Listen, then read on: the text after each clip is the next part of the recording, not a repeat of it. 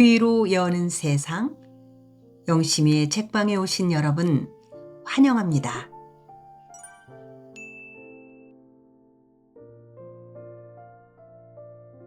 우리는 지금 한승원 작가의 동학제 산호의 딸을 함께하고 계십니다.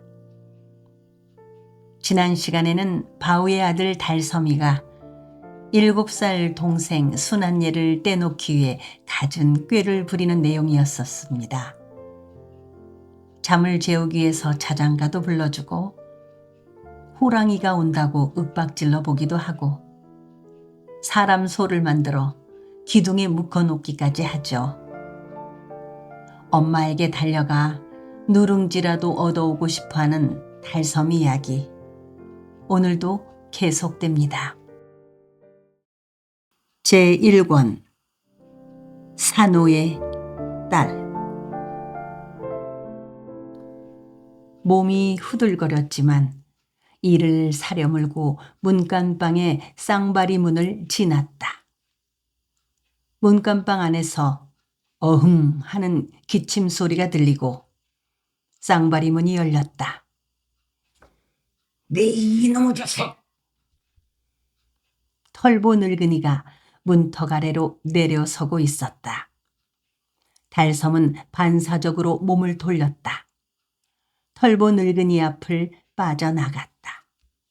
오금아 날 살려라 하고 골목길로 내뺐다. 거기 있거라 이놈! 이 소리를 거무튀튀한 맨살인 등허리로 투명한 햇살과 함께 되받아 퉁기면서 달렸다. 재수 옴 올랐다고 이새로 침을 뿌렸다. 아차하고 그는 뱉은 침을 아쉬워했다. 배고플 때는 가래침도 뱉지 말고 삼키라고 할머니가 그랬던 것이다. 침이라는 것도 아까운 밥이나 죽이 녹아서 된 것이라고 했다. 그는 밭은 침을 삼키면서 단숨에 아랫동네로 내려갔다. 다리에 힘이 풀리고 숨이 턱까지 차올랐다. 스펄끗. 참봉집에 확 불이나 나버려라 하고 중얼거렸다. 달섬이 노루골로 넘어가는 잔등 위에 올랐을 때는 한낮이 가까워 있었다. 바야흐로 만조가 된 바다는 쪽물을 틀어놓은 듯 했다. 신기루처럼 수면 위로 떠오르는 녹동과 소록도 사이로부터 이랑저 밀려오는 파도는 중천에 뜬 햇살을 받아 고기 비늘같이 반짝거렸다. 홍양반도 뒤편으로부터 솜털구름이 피어올랐다. 그 바다 한가운데는 병선 2척이 나란히 떠 있었다. 그것들은 쌍돛으로 바람을 가득 담은 채 물살을 가르고 있었다. 그 배에서 무슨 소리인가 아련히 들려왔다.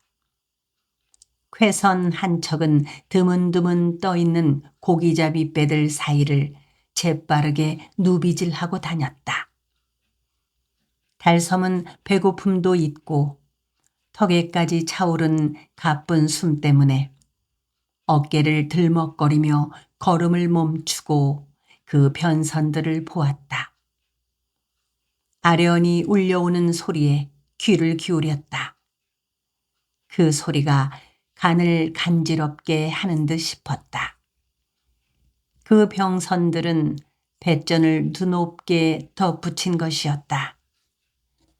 여느 고기잡이 배와 달리 거대하고 멀쑥했다. 거기에 타고 있는 사람들도 여느 갯벌 투성이들과 다른 양반님네들일 것이었다. 자기 동네 참봉도 저기에 타고 있을지 모른다고 그는 생각했다.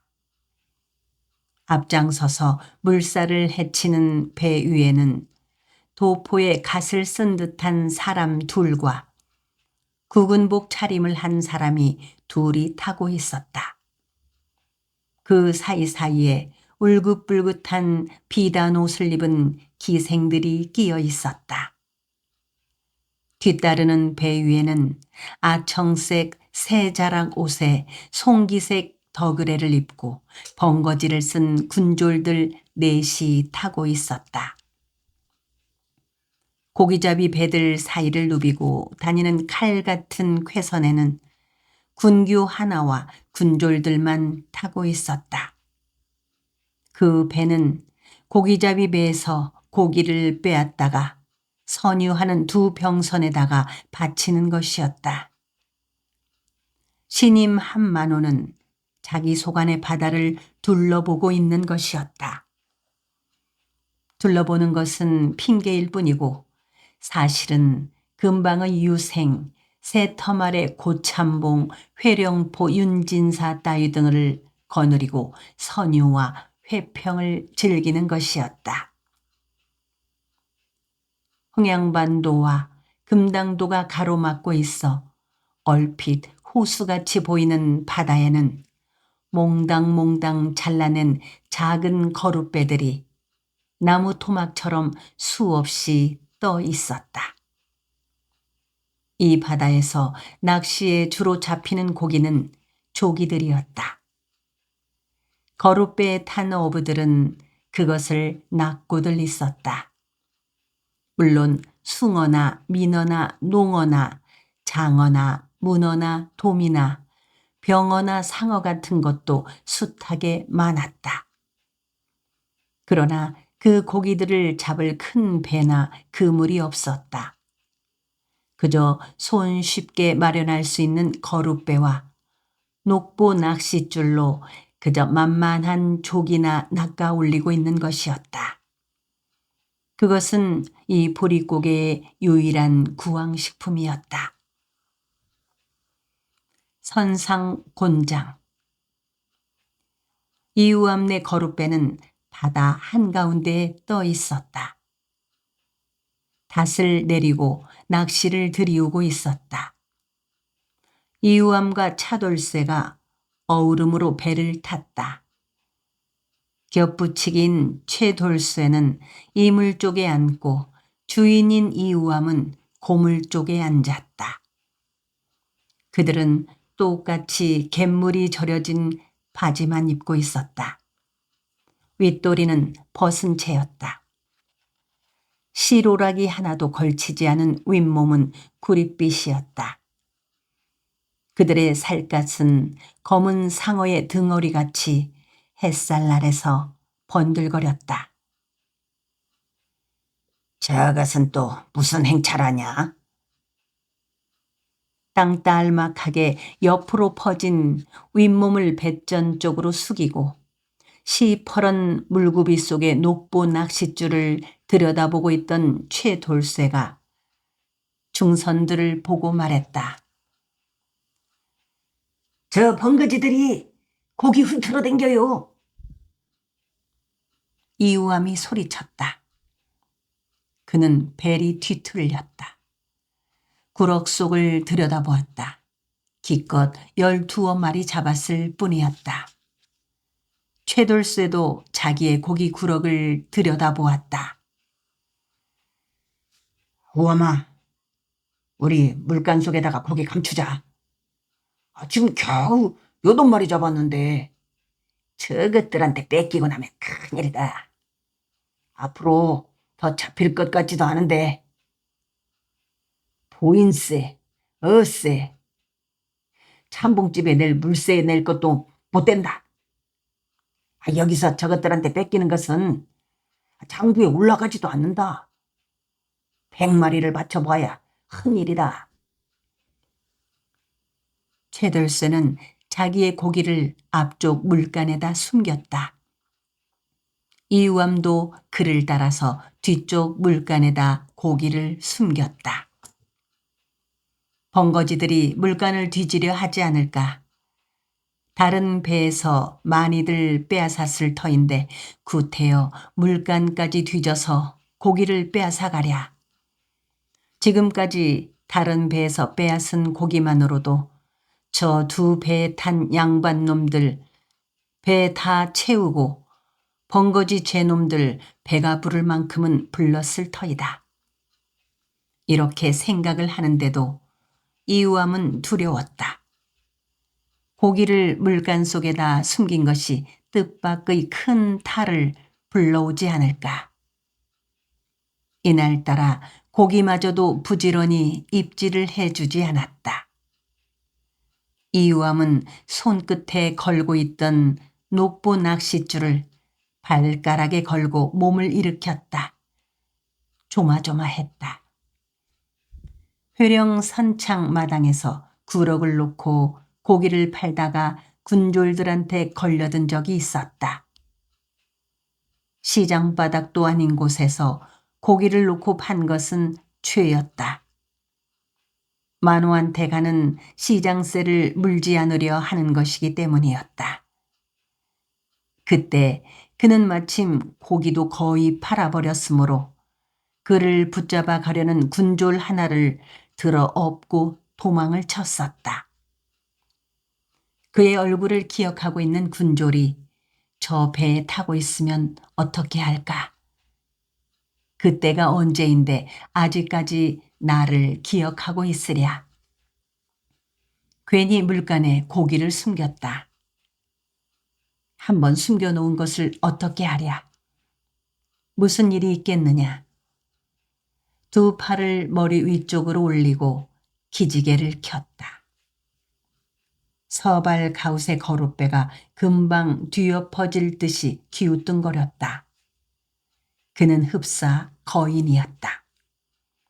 기지개를 켰을 때 그의 팔과 어깨에는 군살 한 덩이씩을 더 얹어 놓은 듯한 근육이 뒤룩거렸다. 깡마른 데다 갈빗대가 듬성듬성하게 드러나 있기는 하지만 젖가슴께에 떡매질을 하여 뭉쳐놓은 떡 덩어리 같은 힘살이 곤두서고 있었다. 돼지털 같은 눈썹이 드문드문 돋은 데다 튀어나온 눈두덩 아래로 눈이 부리부리했다. 하품을 했다. 민트탄 광대뼈 밑으로 입이 크게 찢어졌다. 시분할 놈의 것. 쫓아와서 물간을 뒤지려면 뒤져라. 뒤지면 싹 가져가라고 줘버리지 뭐. 이렇게 생각을 하자 속이 편안해졌다.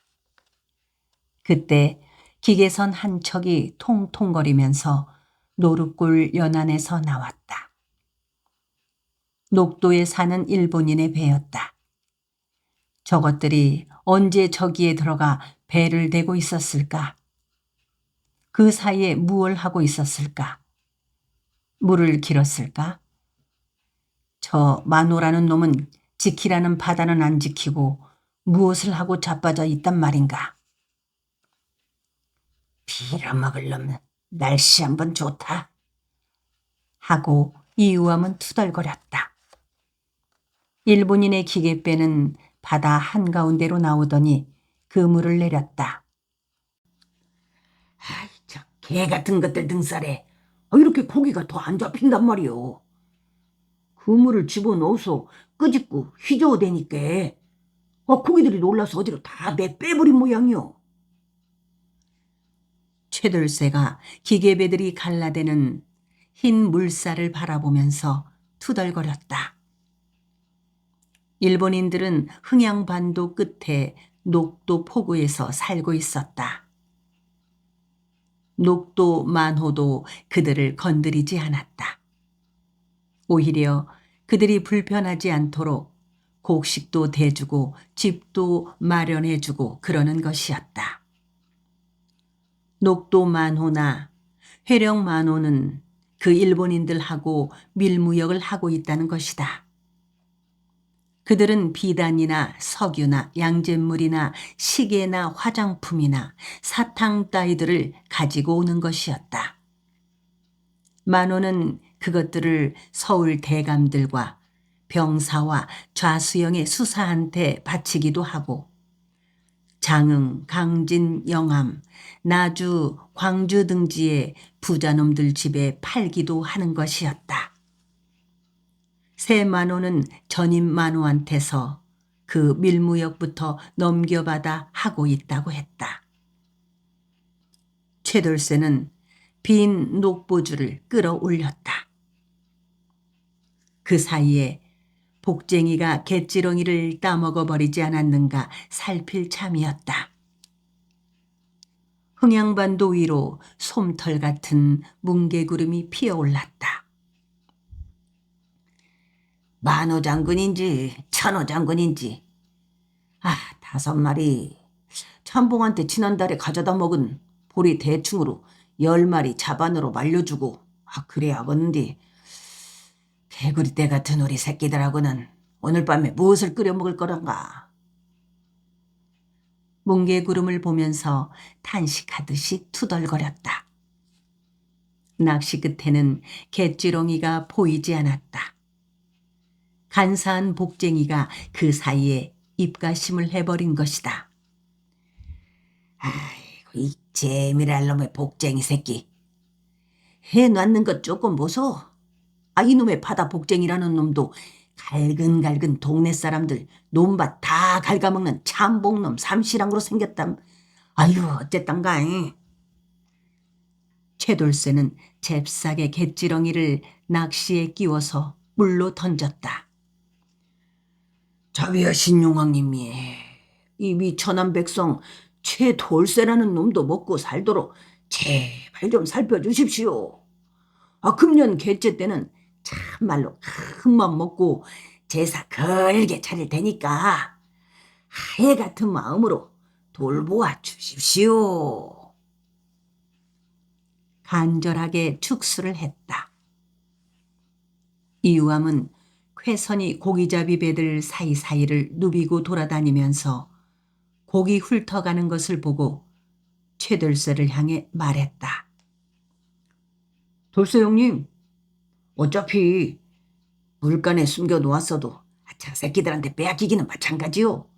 기왕 빼앗길 것 크고 살찐 놈으로 회나 해먹어버립시다. 그는 녹보 낚싯줄을 고물에다가 묶어놓고 물간에서 팔뚝만한 조기 한 마리를 꺼냈다.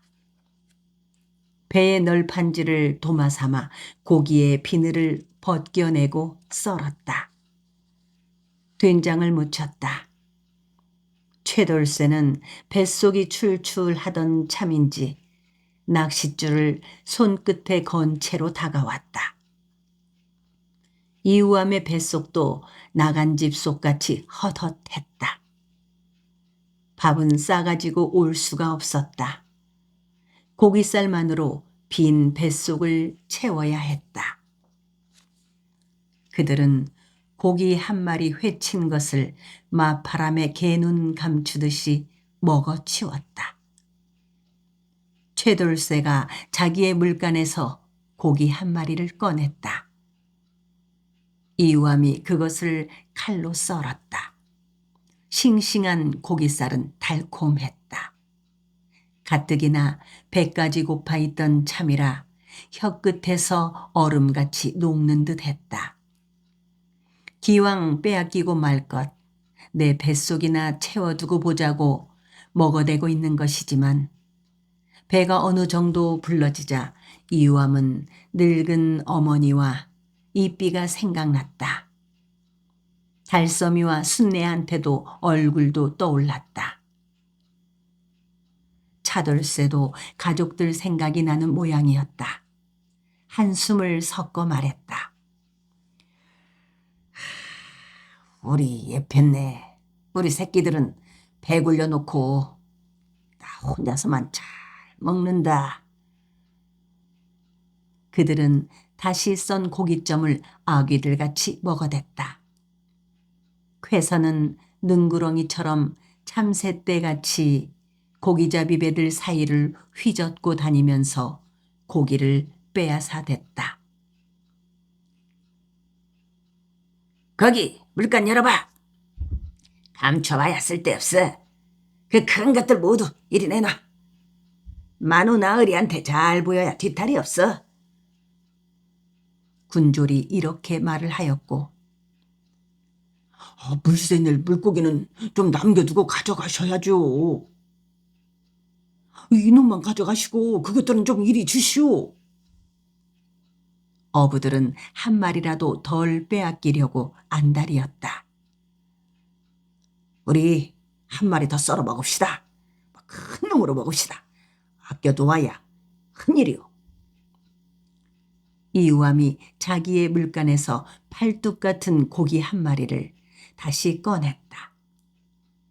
도마 위에 놓고 썩둑썩둑 썰었다. 고기살에서는 피가 배어 나왔다. 둘이는 살코기를 입안에 가득 넣고 씹어댔다. 씹은 것을 꿀꺽 삼키면서 이우암은 무뚝무뚝하게 말했다. 씨부랄 놈들. 이우암과 최돌쇠는 배가 불룩하게 고기를 먹고 나서 푸른 물속에 낚시를 들이웠다. 느긋하게 기다렸다. 쾌선이 다가오고 있었다. 엄살을 부리며 비나리를 쳐서 한사코 고기를 덜 빼앗겨야 하는 것이었다. 최돌쇠가 낚시줄을 힘껏 낚아챘다. 고기가 입질을 한 것이었다. 낚싯줄을 재빨리 당겨 뽑았다.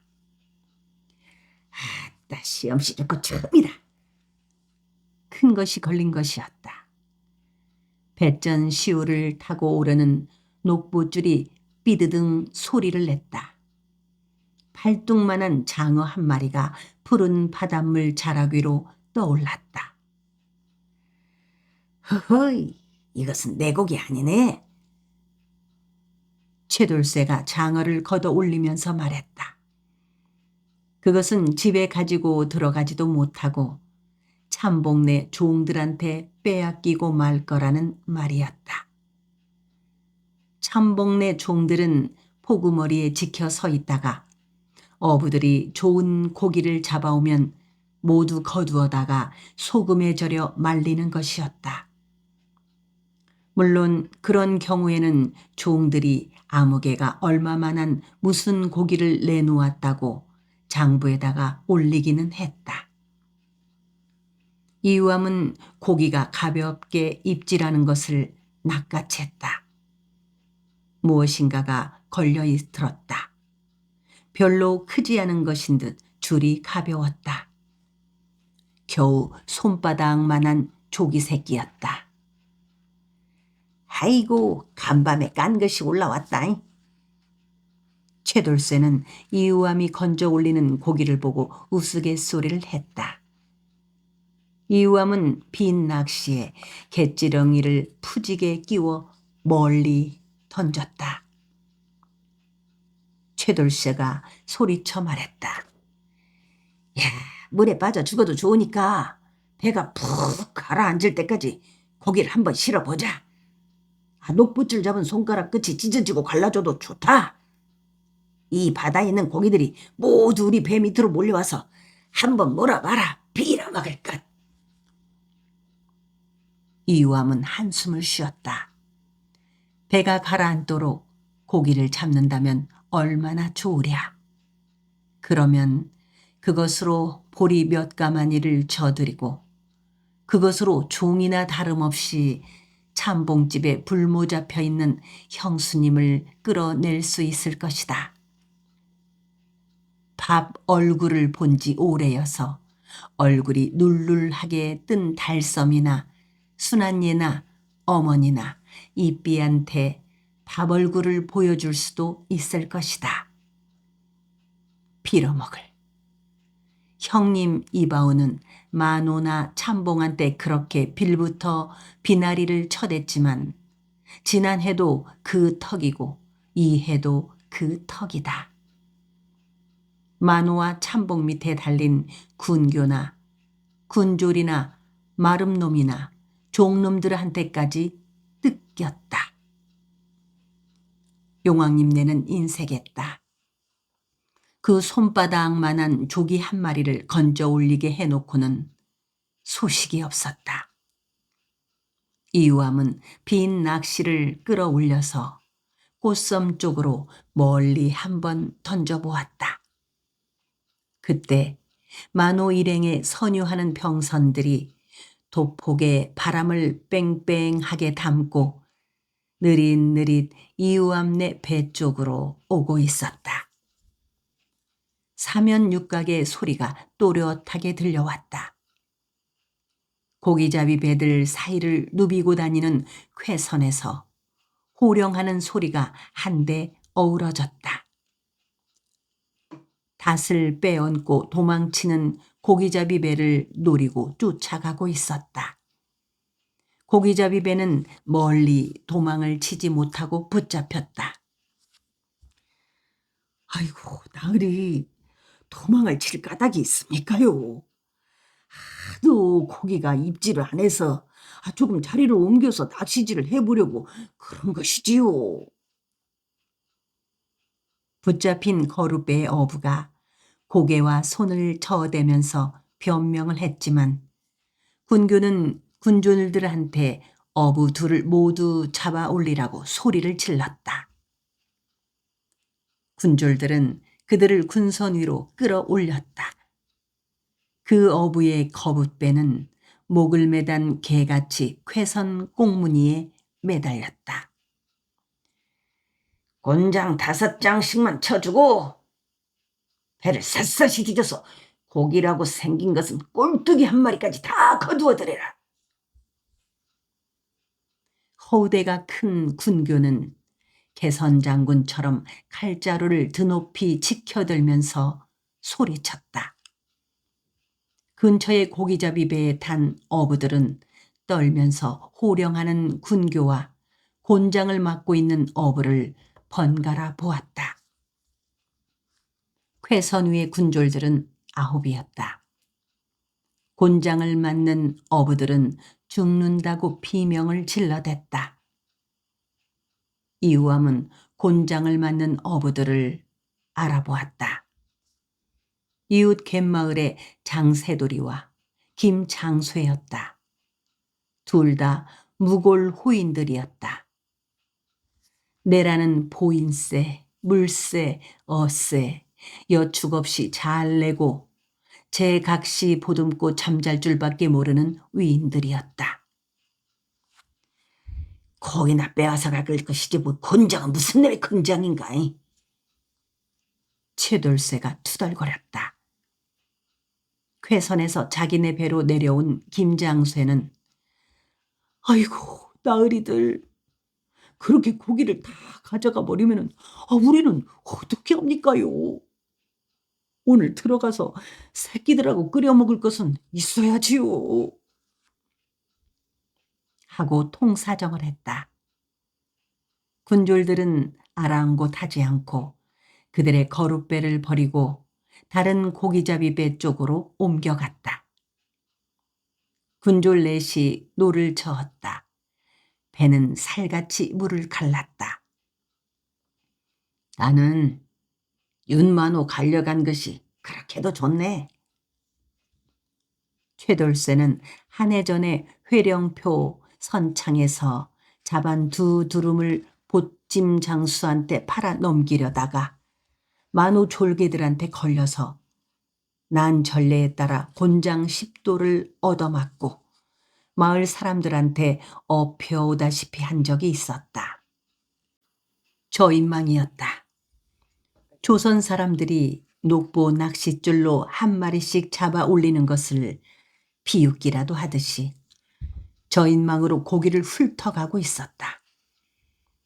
기계배가 끌어당기는 저인망이 하얀 물살을 일으켰다.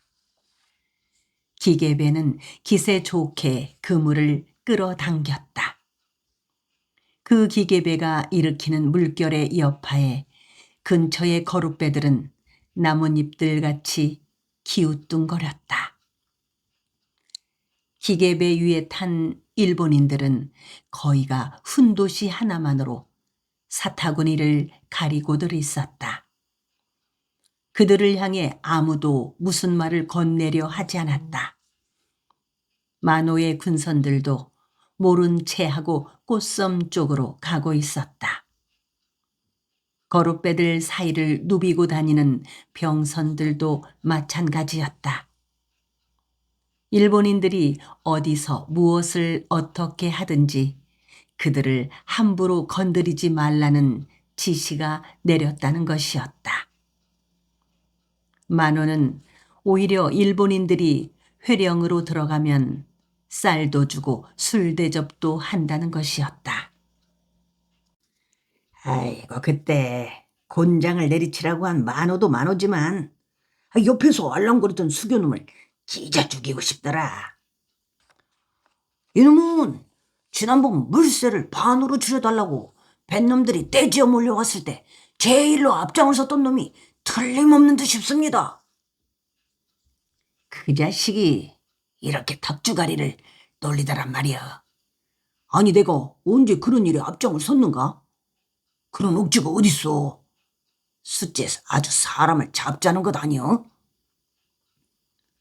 최돌쇠는 쾌선을 흘끗거리면서 소리를 낮추어 말했다.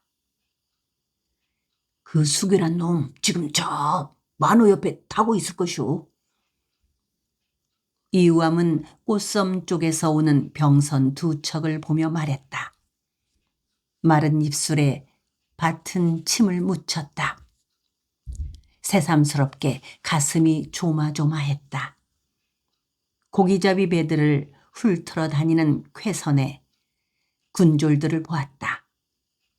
내 얼굴을 아는 놈이 있으면 어떻게 할까? 이놈 잘 만났다. 이놈이 난전 버리고 있다가 우리 군졸들을 치고 달아난 바로 그 놈이요. 군졸들 가운데 한 놈이 이렇게 이우암을 지목하고 소리를 질러댈 것 같았다. 아득한 절망감이 전신을 무기력하게 했다. 두고 보시오. 새로운 놈은 갈려간 놈보다 더 훑어댈 것이오. 저 선유하고 다니는 꼴 보시오. 백성들은 이 보릿고개에 다 굶어 죽어가는데 사면육각 튕겨가면서 돛에다가 바람 뺑뺑하게 담고 부하 군졸들 보고는 만만한 뱃놈들한테서 고기 훑어바치라고 시켜놓고 저것은 구스라치가 아니고 닭장에서 닭채가는 살쾡이 같은 도둑놈이요. 이우암은 몸이 떨렸다. 이 섬 구석에서 이렇게 엎드려 있어서는 안 된다고 그는 생각했다. 아버지같이 어디론가 떠나가야 한다고 생각했다. 별님이를 어떻게 하고 갈 것인가? 밤에 함께 쥐도 새도 모르게 밤보찜을 싸는 것이다. 누구를 찾아갈 것인가? 아버지를 찾아가자. 어쩌면 아버지는 산적이 되어 있을 것이다. 아버지는 여염집에서 살 수 있는 위인이 아니다. 여우 같은 왕비를 쳐 죽이려고 궁궐로 들어섰다가 못 죽이고 역적이 되어 도망을 다니는 사람이 어떻게 양민으로서 마을의 뿌리를 받고 살 수가 있을 것인가? 도폭의 바람을 가득 담은 병선 두 척이 고기잡이 배들 사이를 지나갔다. 고기 훑으러 다니던 쾌선에서 허우대 큰 군교가 이물의 덕판으로 올라가서 근처의 고깃배들을 둘러보면서 소리쳐 말했다. 어부들은 들어라. 시방, 저기 가고 있는 배는 새로 도임하신 만호 장군님께서 타고 계신다. 새 만호 장군님은 앞으로 장군님이 관할하실 이 수역을 둘러보시기 위해 행차를 하신 것이다. 너희들은 공손히 성심성의껏 만호 장군님한테 예를 갖추도록 하여라. 한치라도 소홀함이 있을 때에는 용서받지 못할 것이니라. 뱃사람들은 손끝에 들고 있던 녹보 낚싯줄을 발가락에 걸고 엉거주춤 일어서서 허리를 굽히고 머리를 뱃전에 닿을 만큼 숙이며 곁눈질로 만우의 배와 고기를 훑으러 다니는 쾌선의 덕판 위에 올라서 있는 허우대 큰 군교를 보았다. 만호가 탄 배와 양반들이 탄 배는 우산도 쪽으로 나아갔다. 마침내 쾌선이 이우암네 배를 향해 다가왔다. 군졸 둘이 수전대에 쓰는 삿대 모양의 쇠갈쿠리 하나씩을 들고 서서 이우암과 최돌쇠를 거만스럽게 노려보았다. 이우암과 최돌쇠는 그 배가 다가오기를 기다렸다. 군졸 하나가 장병검으로 이우암네 배 뱃전 시우를 걸어 당겼다. 이우암네 거룻배는 금방 전복이 될 듯이 한쪽으로 기울어지면서 군선 앞으로 이끌려 갔다. 군졸들의 눈길이 고기 구럭 속으로 기어들어갔다. 고기가 하나도 보이지 않자 늑수그레한 군졸이 물간 전부 열어 제쳐봐 하고 말했다. 노를 젓는 젊은 군졸 하나가 코웃음을 쳤다. 물간에다 감추면 그냥 지나갈 줄 아는가? 멍청한 것들. 최돌쇠가 비굴하게 웃으면서 자기의 물간을 열쳐보았다. 몇 마리 못 잡았구만요. 너도 열어봐. 눈이 투방울 같은 젊은 군졸이 이우암을 향해 소리쳤다. 이우암은 굼뜨게 자기의 고물 쪽 물간을 열었다. 이우암의 얼굴은 굳어져 있었다. 그의 얼굴을 노려보던 젊은 군졸이 장병검 끝으로 이우암의 등을 걷어 밀면서 말했다. 이 자식은 왜 이렇게 벌레 씹은 얼굴을 하고 있으지? 너 고개 좀 들어봐. 이 자식 어디서 많이 본 듯하구만 그래. 아니 이 자식 저번에 회령 굴강에서 허접이 들어엎고 도망친 바로 그놈이구만. 노를 젓고 있던 군졸이 말했다. 아니요, 사람을 잘못 봤소. 이우암은 잽싸게 고개를 저으면서 말했다. 군교의 뒤룩거리는 눈길이 이우암의 얼굴로 날아왔다. 군교가 흥 하고 코웃음을 쳤다. 이놈들 살아있지도 않은 고기들을 물간에다 모두 쳐넣어 숨긴 것부터가 불량하다. 저 두 놈을 끌어올리고 배를 고물에 단단히 묶어라. 군교의 명령이 떨어지기 무섭게 군졸들이 이우암과 최돌쇠를 회선 위로 끌어올렸다. 오라를 지우고 돛대에다가 붙여 묶어 놓았다. 이우암은 앞 돛대에 묶이고 최돌쇠는 뒷 돛대에 묶였다. 사람을 잘못 봤소. 나는 회령 굴강에서 난전한 적이 없소. 허재비인지 누군지를 들어본 적도 없소. 이우암은 허우대 큰 군교를 향해 말했다. 나는 아무 죄도 없소. 숙여나으리. 살려주십시오. 최돌쇠는 그 군교가 수교가 아닌 줄은 알지만 수교라고 불러주면서 비나리를 쳐댔다. 저 두 놈한테 잔입질을 못하게 해주고 저쪽으로 옮겨서 저 가자. 군졸 둘이 최돌쇠와 이우암의 등 뒤쪽으로 갔다. 돛대를 엎듯이 하고 묶여있는 손목과 손목 사이에 방망이를 끼우고 틀어댔다. 최돌쇠는 금방 죽어가는 신용을 하며 비명을 질렀다. 이우암도 신음소리를 냈다. 어디서 감히 임금 있는 병사한테 손을 댄단 말이냐. 이 무도한 역정놈 같으니라고. 최돌쇠는 팔을 비틀어 조이면서 군졸이 말했다. 조심하소. 지난번 씨름판에서 송아지 끌어간 놈이네. 주름살 많은 군졸이 말했다. 어디 이 오라 풀고 나도 한번 들어 엎어봐라. 너 이놈 힘 한번 잘 쓰게 생겼다. 이우암의 등 뒤에서 팔을 조여트는 군졸이 안간 힘을 쓰면서 말했다. 옆에 군졸이 발 뒤꿈치로 이우암의 발등을 힘껏 밟았다. 다른 군졸이 최돌수의 발등도 밟고 있었다. 둘은 똑같이 욱 하고 외마디 비명을 질렀다. 쾌선은 여발한 듯이 드러내놓고 이우암과 최돌수한테 악행을 가하면서 고깃배들한테서 고기를 훑어댔다. 쾌선 가판에는 고깃구럭 여남은 개가 있었다. 거기에는 고기들이 가득 차 있었다. 팔뚝같이 굵은 고기들이었다. 선유하는 만호의 횟감으로만 쓸 것이 아니었다. 옆에 따르는 양반 떨거지들이 다 먹고 호위하는 군졸들이 다 먹고도 10구럭의 고기들은 남을 것이었다. 쾌선에는 소금 가마니가 실려 있었다. 고기들을 그 소금으로 절간을 할 참인 것이다. 쾌선 이물에는 군졸 하나가 붓과 종이를 들고 문서하는 신용을 하고 있었다.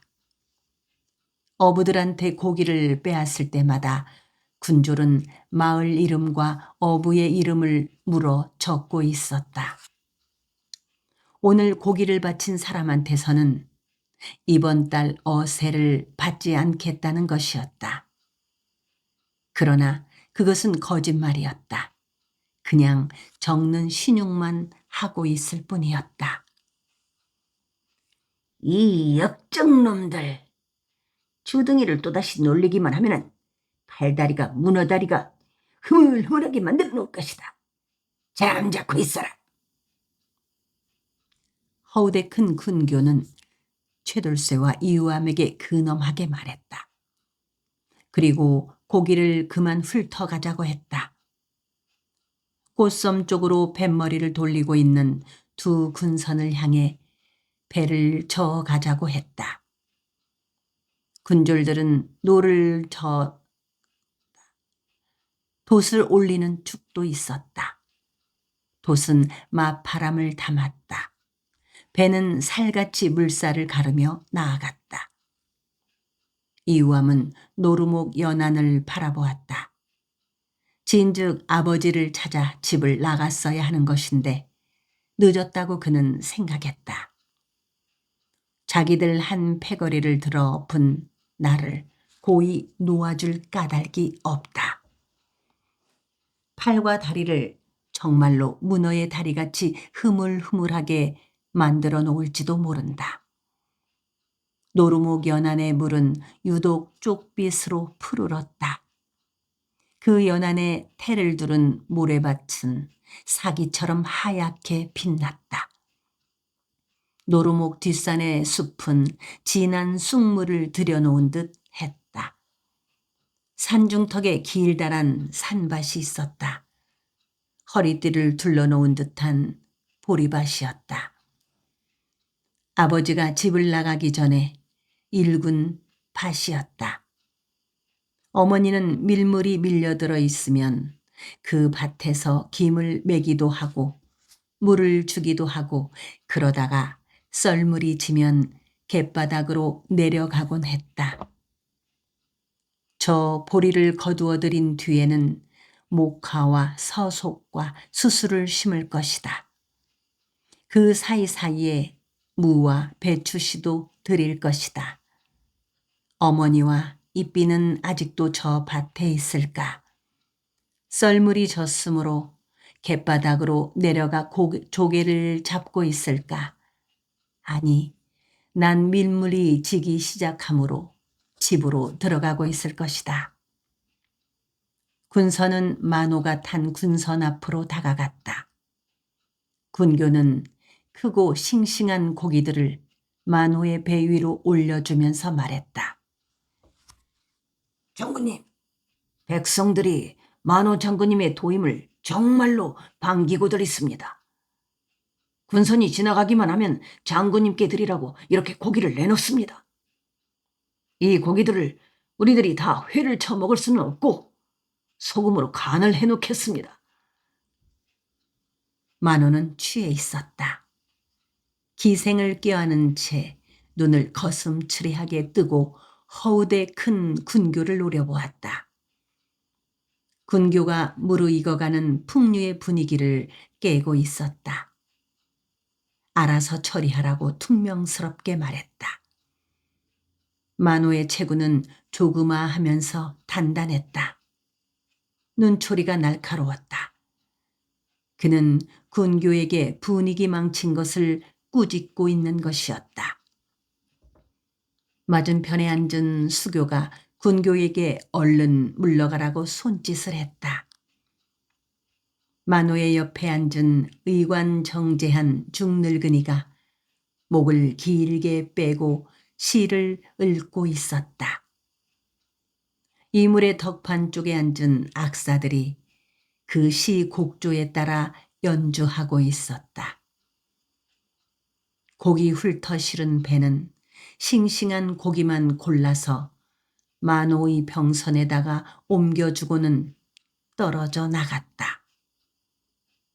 이우암은 허우대 큰 군교의 얼굴이 순간적으로 흑빛이 되는 것을 놓치지 않았다. 군교 천해산. 허우대 큰 군교는 한동안 덕판 위에 선 채 먼 바다를 보고 있었다. 늙은 군졸이 다가가서 알랑거렸다. 취하셔서 그렇겠지요. 잊어버리고 술이나 한잔 하시지요. 이제는 다 끝났습니다.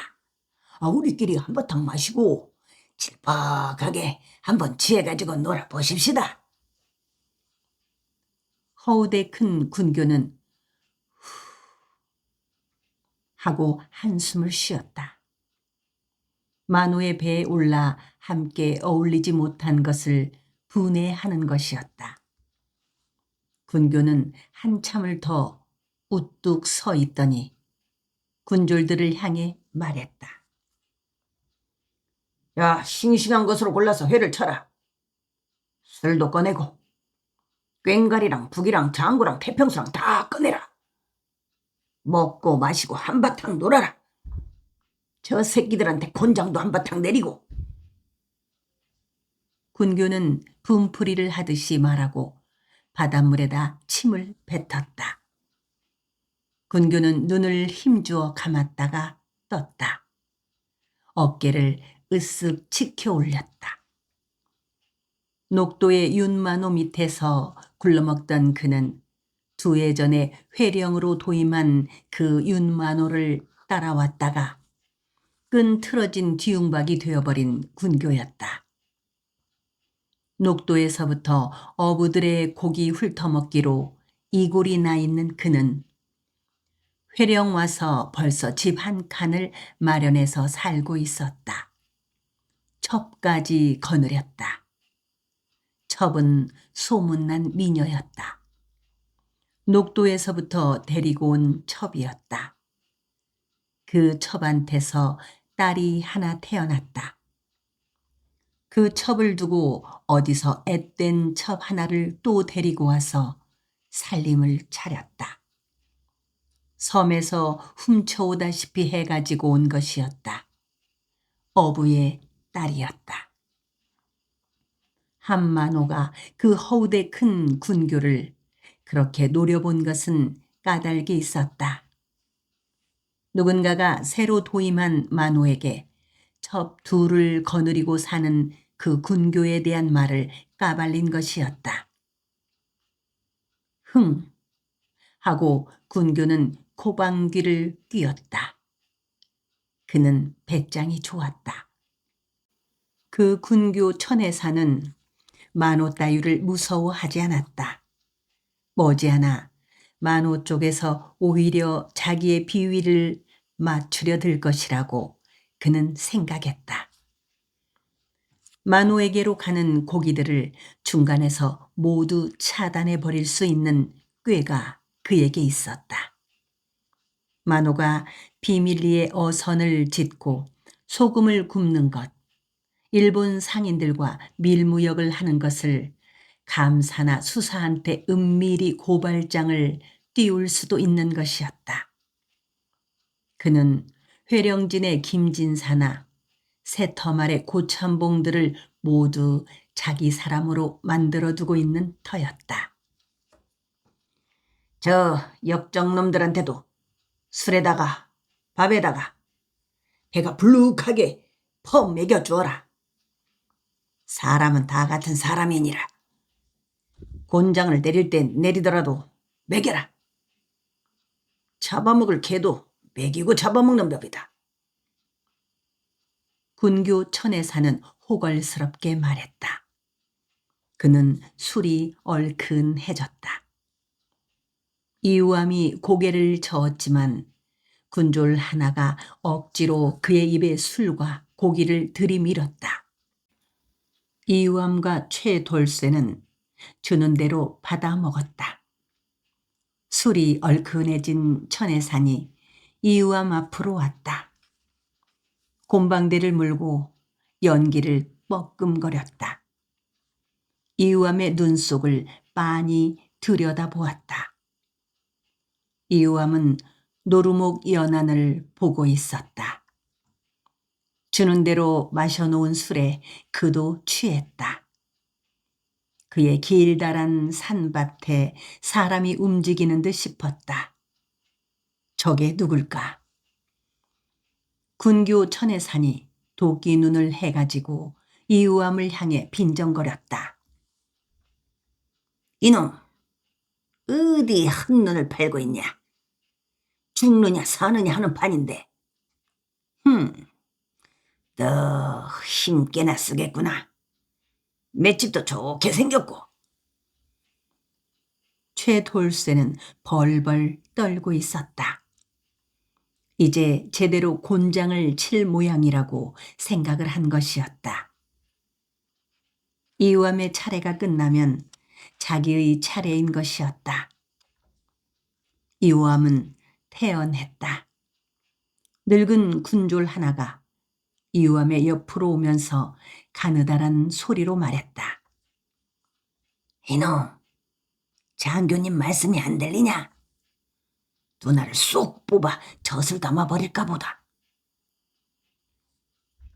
이우암은 그 말을 못 들은 채 했다. 자기네 산밭과 어머니에 대한 생각만 했다. 김도 맬 만큼 맸을 텐데 어머니는 그 산밭에서 무얼 하고 있을까? 천혜산이 이우암의 턱을 걷어 올렸다. 자기를 향해 돌려놓았다. 이우암은 그제서야 군교 천혜산의 얼굴을 보았다. 이우암의 눈길과 천혜산의 눈길이 마주쳤다. 이런 쳐죽일 놈 하고 이우암은 속으로 부르짖었다. 이놈 봐라. 감히 나를 노려봐. 하고 군교 천혜산은 생각했다. 가슴이 찔끔했다. 이우암은 허우대가 큰 데다 눈길이 매서웠다. 얼굴도 수려했다. 뱃놈으로서 고기나 잡아먹고 살기에는 아까운 얼굴이었다. 이런 놈을 부하 군졸로 거느린다면 여기저기 써먹을 때가 많겠다고 그는 생각했다. 아니, 군졸로 써먹기에도 아까운 얼굴이었다. 하고 군교 천혜사는 코웃음을 쳤다. 사람한테는 팔자라는 것이 있다. 이놈은 뱃놈으로서 고기나 잡아먹고 살다가 파도에 휩쓸려 고기밥이 될 것이다. 이 발칙한 놈, 내가 누군데 감히 나를 노려봐. 이놈 뜨거운 맛을 한번 봐라. 군교 천혜사는 군졸들을 향해 말했다. 형틀 차려라. 산에 사는 호랑이 얼굴을 한 번도 못 본 해변 하룻강아지한테 호랑이 발톱 맛부터 보여줘야겠다. 이유암은 군교 천해산의 얼굴을 쏘아보고만 있었다. 최 돌쇠가 부들부들 떨면서 고개를 조아리고 비나리를 쳤다. 아이고, 장교님, 제발 우리 개찌러기 같이 오늘도 내일도 모르는 불쌍한 것들 살려주십시오. 너그러이 불쌍하게 여겨주시고 살려주십시오. 군졸들이 형틀을 앞 돛대와 뒷 돛대 사이에 차려놓았다.